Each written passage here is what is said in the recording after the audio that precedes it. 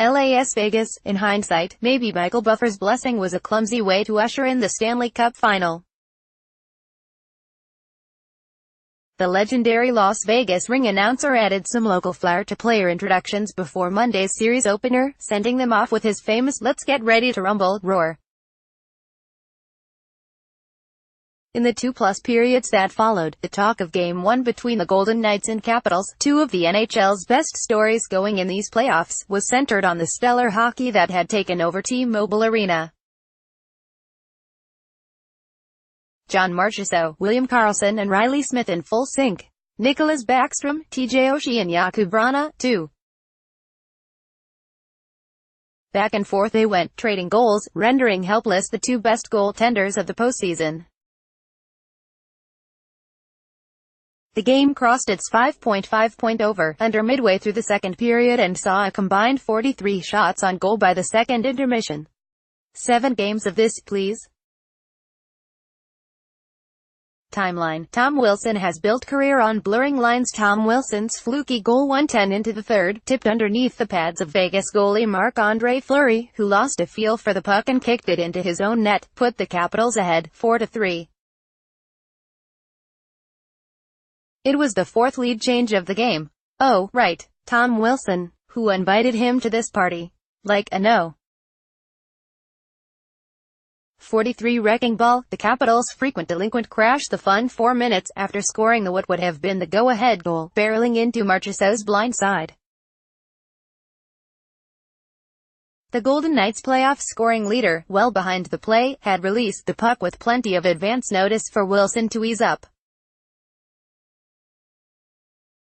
As incensed teammates flocked to Wilson, Marchessault headed to the locker room under his own power. He was placed under concussion protocol, passed the tests, and would return to finish the rest of the night's 6-4 win.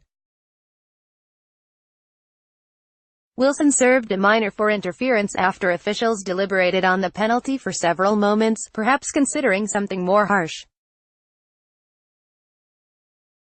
The hit was shoulder to shoulder, but its late nature left the Golden Knights calling on the NHL to discipline a repeat offender who's become a pariah in these playoffs. I saw the hit. I remember everything. It's a late hit, Marchessault said from the locker room. I think the league's going to take care of it. We know what type of player he is out there. You've got to keep your head up when he's there. More. Conn Smythe is Marc-Andre Fleury's MVP award to lose. John Marchessault says he's okay after the Tom Wilson hit. Went through and cleared concussion protocol.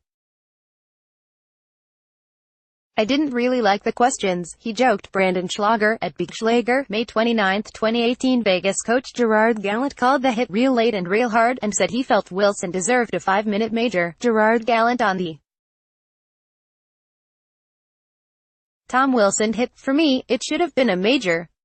Pic.twitter.com/RXNCB_GC. Brandon Schlager, at Big Schlager, May 29, 2018. Forward Ryan Reeves, hardly a beacon of good behavior himself, added, it was a late blindside hit like Wilson always does. I hope the league does something about it. That's just Wilson being Wilson. Wilson is acutely aware of his reputation by now. The power forward sat out 3 games in a second round when he was suspended for a hit to the head of the Penguins' Zach Aston Rice, breaking his jaw.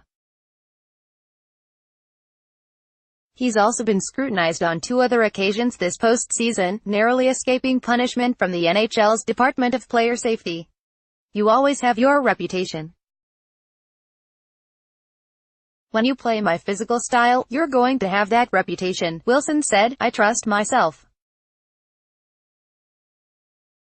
I play the game hard. It's my job to bring that energy, that physicality. Right after he got up he said, good hit. More lazy Alex Ovechkin narratives can be laid to rest. Finally Marchessault, by his own account, is going to be okay, but such a hit could well have brought an end to a playoff performance that's generating some Conn Smythe buzz. Wilson likely won't face supplemental discipline from the NHL this time. It's historically rare that an interference penalty without head contact raises to the level of suspension. If he does, it will be a Tom Wilson exception, sent as a message from a league that's grown increasingly tired of his antics. Barely 24 hours earlier, Wilson sat with reporters during Stanley Cup Media Day and spoke of balancing his act under the post-suspension microscope and a need to adapt before the game passes him by. His feelings are clearly conflicted. For sure, you have to change. It wouldn't be smart of me not to change, he said. Adapt with the times. Anyone who watches the game, it's changing. There's no sugarcoating it, on.